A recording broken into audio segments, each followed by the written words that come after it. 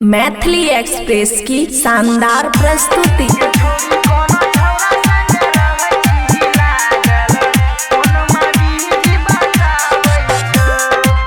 खुशी recording studio बलुआहा। कि झूठा हूँ के करे छी प्यार तोरा याद नहीं आबै छियो।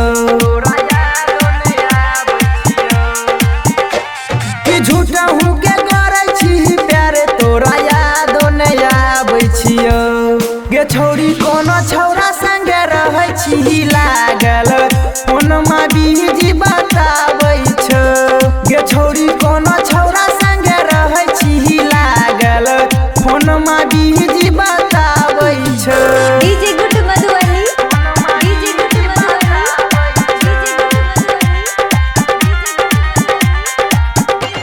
गे छौरी कोनो छौरा संगे रहै छी लागल फोनमा बीजी बताबै छ। खुशी रिकॉर्डिंग स्टूडियो बलुआहा। देखने रहियो हम तोरा काल गे कान में सटा के चलै छल मोबाइल गे। देखने रहियो हम तोरा काल गे कान में सटा के चलै छल मोबाइल गे। तोहरे ई खेला गे छौरी दिल धड़काबै छौ। तोहरे ई खेला गे छौरी दिल धड़काबै छौ। गे छौरी कोनो छौरा संगे रहै छी लागल फोनमा बीजी बताबै छौ। गे छौरी कोनो छौरा संगे रहै छी लागल फोनमा बीजी बताबै छौ।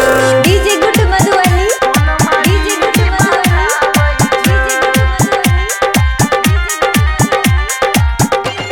गे छौरी कोनो छौरा संगे रहै छी लागल फोनमा बीजी बताबै छौ। खुशी रिकॉर्डिंग स्टूडियो बलुआहा।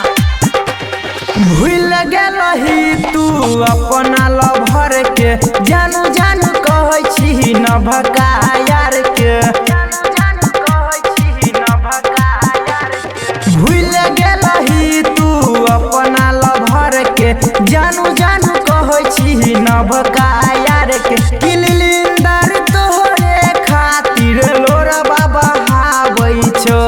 कि चंदन तोहरे खातिर लोर बाबा हाबै छौ। गे छौरी कोनो छौरा संगे रहै छी लागल फोनमा बीजी बताबै छौ। गे छौरी कोनो छौरा संगे रहै छी लागल फोनमा बीजी बताबै छौ। खुशी रिकॉर्डिंग स्टूडियो बलुआहा।